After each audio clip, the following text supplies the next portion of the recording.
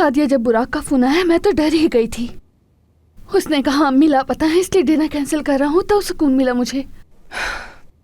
अगर गौर से सोचो इस बात पे तो जहरा ये मुसीबत अपने सर पर खुद लेकर आई। बिल्कुल ठीक कह रही हो,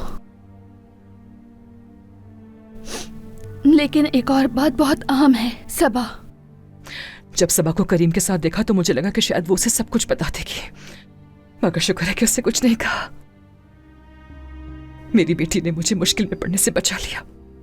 तुम्हें क्या लगता है उसने तुम्हें बचाने के लिए करीम भाई को कुछ नहीं कहा? मुझे तो ऐसा बिल्कुल नहीं लगता। तुमने देखा नहीं, वो बहुत गुस्से में है, कुछ भी कर सकती है। देखो, उस लड़की की नीयत मेरे लिए बहुत अच्छी है। अगर उसने अब तक किसी से कुछ नहीं कहा है तो इंशाल्लाह आगे भी कुछ नहीं कहेगी। मुझे इस बात पर यकीन नहीं है बिल्कुल भी। अपने ही घर में अपने खानदान वालों के लिए नौकरानी बनकर रहना, मुझे तो ये बात बिल्कुल हजम नहीं हो रही सादिया। लेकिन तुम्हारे सामने है तो तुम्हें फिक्र नहीं होगी कि वो है कहाँ। सही कहा तुमने। देखा जाए तो हालात तो बिल्कुल भी ठीक नहीं है, मगर कम से कम अब मैं परेशान तो नहीं हूं उसके लिए।